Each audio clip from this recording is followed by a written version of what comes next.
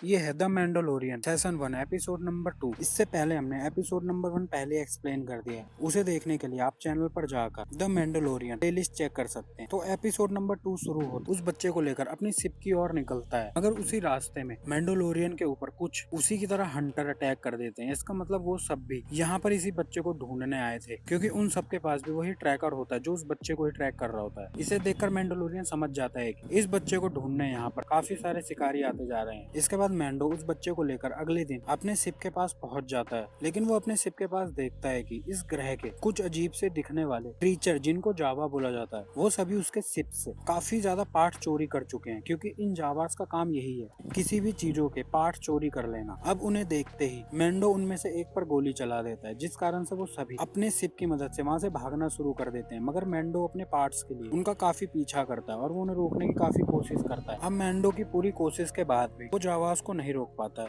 और वो जमीन पर गिर जाता है, जिसके बाद वो जावास उसकी शिप के सभी पार्ट्स लेकर वहाँ से रफा दफा हो जाते हैं। इसके बाद मैंडो दोबारा से अपनी शिप के पास आता है और वो उसे देखता है, लेकिन इस हालत में उसके शिप का उड़ना नामुमकिन है, क्योंकि उसके सभी पार्ट्स गायब हैं। तो अब मैंडो दोबारा से बच्चे को लेकर क्विल के पास पहुंचता है, जहाँ उसे पूरी बात बताता है कि किस तरह से जावास ने उसके सभी पार्ट चोरी कर लिए हैं। तो क्विल उसे बताता है कि वो जावास के पास जाकर उनसे बात कर सकते हैं, क्योंकि क्विल की उन लोगों से जान पहचान है। इसके बाद क्विल और मैंडो सीधा जावास के अड्डे पर पहुंच जाते हैं, जहां पर वो सभी जावास मैंडो को देखकर उससे काफी गुस्सा होते हैं, क्योंकि मैंडो ने उनके एक साथी के ऊपर गोली चलाई। मगर क्विल के कारण वो सभी शांत हो जाते हैं। तो अब क्विल उन लोगों को मैंडो के शिप के पार्ट्स वापस करने के लिए बोलता है, मगर वो जावास बोलते हैं कि वो फ्री में उसको पार्ट्स वापस नहीं करेंगे, उनको उन सभी पार्ट्स के बदले कुछ ना कुछ चाहिए। लेकिन मैंडो के पास इस समय कुछ नहीं होता है और साथ में उसे गुस्सा भी आ रहा होता है कि वो उसी के पार्ट्स के लिए उससे डील कर रहे हैं। तो वो जावा उसे बोलते हैं कि उसको एक अंडा लाकर उसे देना होगा, लेकिन मैंडो को उस अंडे के बारे में नहीं पता होता है कि वो अंडा क्या चीज है। मगर मैंडो के पास दूसरा और कोई चारा भी नहीं है, तो वो मान जाता है कि वो उन्हें अंडा लाकर देगा। तो मैंडो उस बच्चे को लेकर उस गुफा तक पहुंच जाता है, जहाँ से उसे वो अंडा लेना है। अब ये गुफा बाहर से काफी ज्यादा बड़ी होती है, इसका मतलब इसके अंदर जो भी चीज रहती है वो काफी खतरनाक और बड़ी है। और जब मैंडो उस गुफा के अंदर घुसता है, तो उस गुफा में मौजूद वो खूंखार जानवर मैंडो को पहले बाहर फेंकता है और वो खुद भी बाहर आ जाता है। अब ये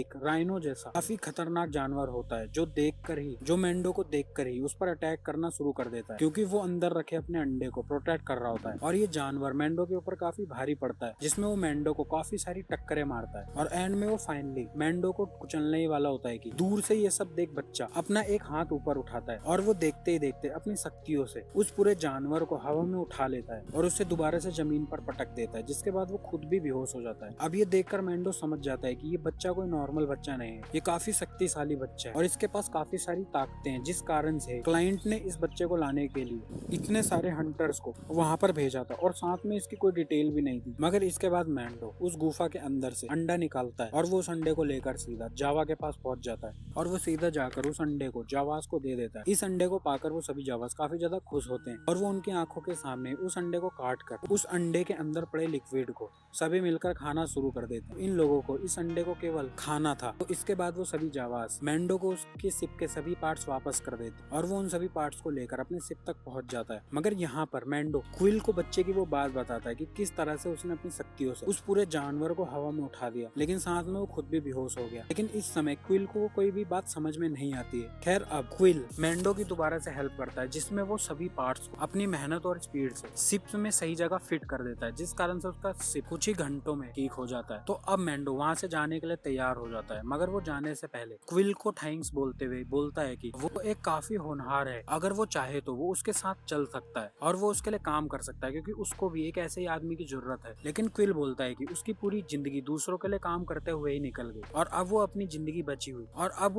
हुई जिंदगी शांति से जीना चाहता है। तो वो उसके साथ जाने से मना कर देता है और साथ में वो मैंडो से इनाम लेने के लिए भी मना कर देता है, क्योंकि उसको चाहिए था कि कोई भी इस चीज को यहाँ से ले जाए, ताकि यहाँ पर हंटर दोबारा से वापस आकर तबाही ना मचाए। तो इसके बाद मैंडो बच्चे को लेकर अपना शिप लेकर वहां से चला जाता है और ये एपिसोड नंबर 2 भी यहीं पर खत्म हो जाता है।